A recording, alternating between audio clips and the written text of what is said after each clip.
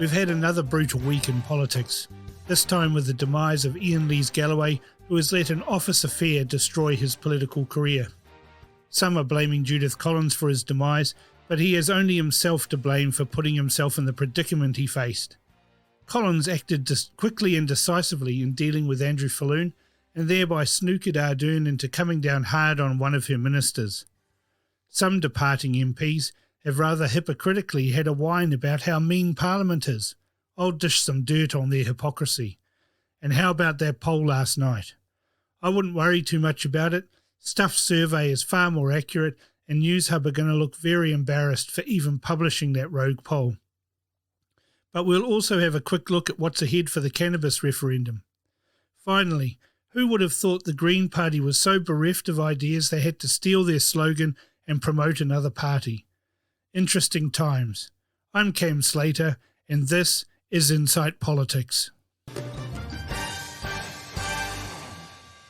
You, with your words like knives and swords and weapons that you use against me, you have knocked me off my feet again, got me feeling like a nothing. You, with your voice like nails on a chalkboard, calling me out when I'm wounded. You, picking on the weaker man.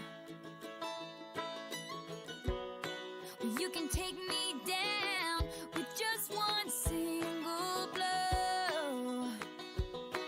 But you don't know what you don't know. Someday I'll be living in a big old city, and all you're ever gonna be is mean.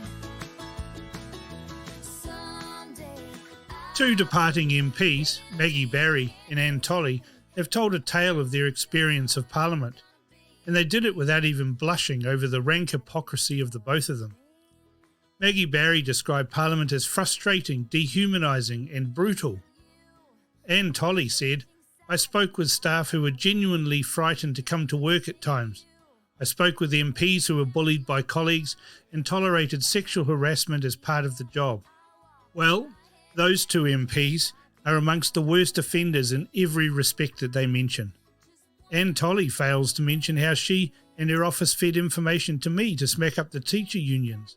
She later denied all knowledge of dirty politics, but in my experience she was one of the dirtiest and a liar. Both her and Maggie Barry harangued Judith Collins in caucus one day, falsely accusing her of disloyalty and undermining Simon Bridges. Well, Judith has outlasted and outwitted the both of them. Instead of being National's first choice for Speaker, Anne Tolley now retires to a life of insignificance, while the woman she attacked may well be the Prime Minister by the end of September. She is likely to enjoy a repeat journey to the High Court in coming months to explain inconsistencies in her sworn testimony and new facts which will be revealed. Maggie Barry has a reputation for one of the nastiest and more spiteful of MPs. That's pretty bad given the venal, self-serving attitude of most of them. Maggie Barry's problem is that after a lifetime in radio and TV, she had fallen in love with the sound of her own voice and the dulcet tones of her own PR. Parliamentary staffers cringe at the mere mention of this bully. They recount hearing of screams of rage emanating from her office as the latest hapless staffer drew the ire of Mad Maggie. As an aside, during the Botany by-election in 2011, Maggie Barry put her name in the hat for selection. I nicknamed her New Zealand's favourite grandmother. She was rinsed in the selection. Eventually she went for North Shore, but during the selection process in Rodney, which Mark Mitchell won, she sidled up to me at the selection meeting, and she rather stridently told me that she didn't like being called New Zealand's favourite grandmother. She pointed out that she wasn't a grandmother, and so it wasn't true. I simply thanked Maggie for her feedback and said, "Good to know it annoys you. I've used it ever since." Thankfully, New Zealand's favourite grandmother and Anne Tolley will be joining the equally poisonous Paula Bennett on the retirement benches. Let's hope they disappear without a trace, though I suspect we'll hear from Paula Bennett come the local body elections. Word is she is touting to challenge Phil Goff for mayor. all you're ever gonna be is mean. Why you gotta be so mean? By the time you hear this, we will have had the latest Newshub poll, and they've really whipped out a bad one that simply can't be taken seriously. Newshub should be asking for a refund. It is so out of whack, it can truly be called a rogue poll. And I'm not one to call polls rogue, usually, but their numbers are just fanciful. Stuff have been running a survey for weeks, and yesterday they released the details of the responses, and they show the dramatic effect of the Collins leadership of the National Party. More than 70,000 people responded to the survey, a huge increase on the last election survey when more than 40,000 took part. The survey was started while Todd Muller was still leader of the National Party, and it recorded that he was as bad as Simon Bridges. The survey shows that prior to the leadership change, the number of people responding to the survey who said they would probably vote National stood at 23.7% support. After Judith Collins took over, that number jumped to 40.2%. It has also showed that when people were asked about which leader they felt closest to, only 10% named former leader Todd Muller, while 52% named Prime Minister Jacinda Ardern. Again, those numbers changed markedly after the leadership change, with 31.7% naming Collins, while Ardern had dropped to 47.2%. There is a different feel in the electorate now. People are liking this plain speaking of Judith Collins as opposed to the wiffle waffle of Jacinda Ardern. I've heard talkback hosts exclaiming that when you ask Judith Collins a question, you actually get an answer. Newshub is going to look very silly in coming weeks, and the result from last night is going to become embarrassing, especially for Reid Research. National has many areas to hit the government. Mostly it is for the lack of delivery on key platform promises from the last election, like KiwiBuild, transport and the tram to the airport. With continued absconding from quarantine, the government is also exposed there. Watching the polls is going to get interesting, especially if Newshub claim their latest as accurate. Speaking of polls, what's happening with the cannabis referendum? We published David Farrer's polling that has been tracking the cannabis referendum, and he's of the opinion that the legalisation of cannabis will fail. The margin is substantial.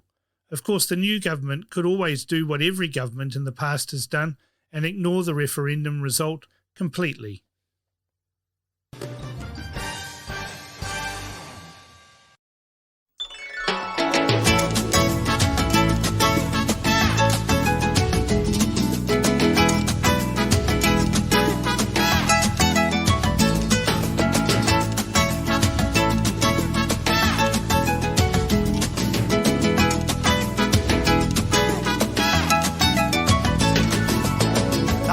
Cucaracha es un animal muy lacio, anda mediante la pata en la guerra y el comercio. Ya murió la cucaracha, ya la llevan a enterrar entre 4 mopilotes y un ratón de sacristán. La cucaracha ya no puede caminar porque no quiere, porque le falta marihuana que fumar. Once again, we've had a momentous week in politics. The week before last, Judith Collins took over and had to get rid of one creepy MP and weather the storm of others jacking it in as the winds of change blew through the party. Last Monday, more information came to light about Andrew Falloon, but the scandal had been deftly handled by Judith Collins, who axed a troublesome MP. The timeline of how Falloon's demise occurred has all the hallmarks of a Labour Party hit job, and we know it was an attempt to fit up Judith Collins as slow to act. Strangely, the mother of one of Falloon's victims chose not to go to the National Party leadership. Rather, they sent the details to Prime Minister Jacinda Ardern on Wednesday the 14th of July.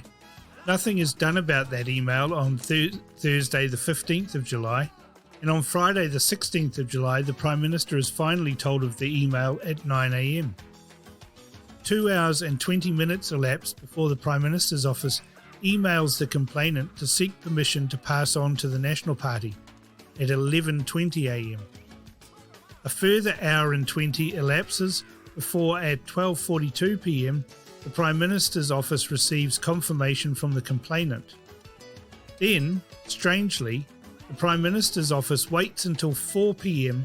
on Friday afternoon before even trying to contact Judith Collins' Chief of Staff. And it took until just before 5 p.m. that Friday night before contact was actually made with National. This was now 48 hours after first being notified. There can be only one reason for the substantial delays, and that was to make Judith Collins look tardy in dealing with this serious matter. Judith Collins would have been in Auckland for the weekend and Andrew Falloon in Rangitata. With reduced flights, getting together to sort it out would have been nigh on impossible. Judith Collins summons Falloon to Wellington for Monday morning, and by lunchtime he was toast. But he lied, and on Tuesday, the 21st of July, Judith Collins calls for Falloon to resign from Parliament, which he does. Now that same afternoon, Judith Collins receives an email about Iain Lees-Galloway, but declines to look into the details of the allegations, instead pulling Jacinda Ardern aside after question time to inform her that someone was making allegations about one of her ministers and an inappropriate relationship. Ardern's Chief of Staff contacts Judith's Chief of Staff immediately, and then the complainant is put in touch with the Prime Minister's office that afternoon. There is no delay from Collins' office in making this happen. Compare that with the 48 hours it took for Ardern's office to contact National. The next morning, Wednesday the 22nd of July, during an appearance on the AM show, Duncan Garner asks if Judith has had any cause to let the Prime Minister know about wayward ministers. The answer was yes, but no further details were given. Later that morning, Iain Lees-Galloway was gone as a minister and will leave as an MP at the election. Labour's attempted hit job to embarrass Judith Collins blew up in their face, and Ardern was forced to ask, with unusual alacrity, to sack one of her loyal lieutenants. The tit-for-tat battle has resulted in a national victory. But this won't be the end of it. Labour sources are saying there are 2, possibly 3 MPs that could be in similar trouble, 2 of whom are ministers. One has had a relationship with his EA and also had a relationship with his electorate staff. It is only a matter of time before the whole enchilada comes out. This is all very messy, but no one can really be surprised after Paula Bennett weaponised affairs for political purposes. Let's see who weathers the storm.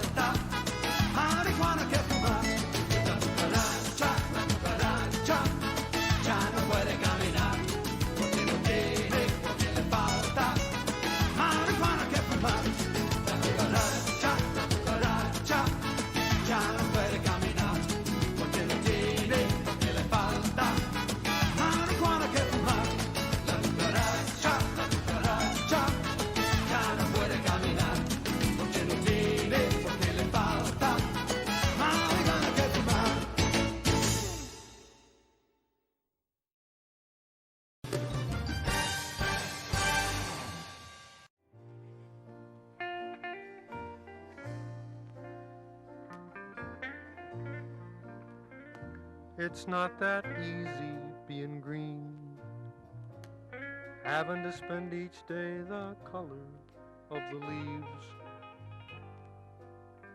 when I think it could be nicer being red or yellow or gold or something much more colorful like that. It's not that easy being green. Which decade is doing the Greens marketing? The Green Party launched their election campaign in a cloud of smug on Saturday.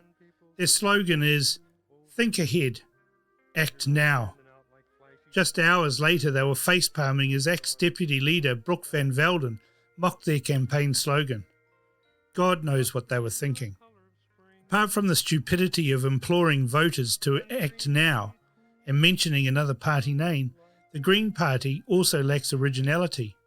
That slogan was used by the Green Party in Ireland earlier this year.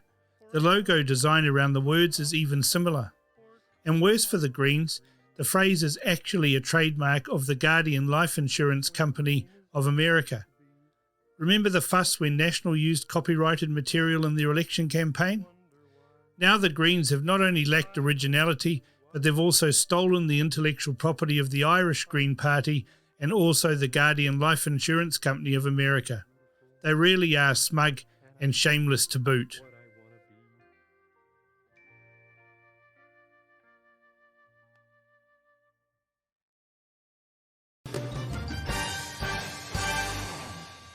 We've now seen the impact of the government's $50 million lifeboat for media. The result of that is gushing commentary about Jacinda Ardern and a seriously dodgy poll from Newshub. I know I harp on about supporting independent and conservative media, and as subscribers, you're doing that. But we're competing with huge state-funded war chests and against a woke media. We need not just your help, but the help of your conservative friends. If you're a member, then please try and get your mates to sign up to the BFD. They can use the Mates Rates discount code. That gives them the first month free. We have 3 signed Judith Collins books to give away to members too, so that means you as well, not just new members. There is an alternative discount code, Crusher, which gives a 30% discount on membership. It's your choice. This election is going to be close. Don't believe the Newshub poll. Now more than ever, we need conservative voices telling the truth. Look at the lead the BFD has taken in the news. It was us who broke the news of the illegal lockdown. We've led the way in political commentary, and we can do even better. Thank you for your ongoing support, and stay tuned. I'm Cam Slater, and this was Insight Politics.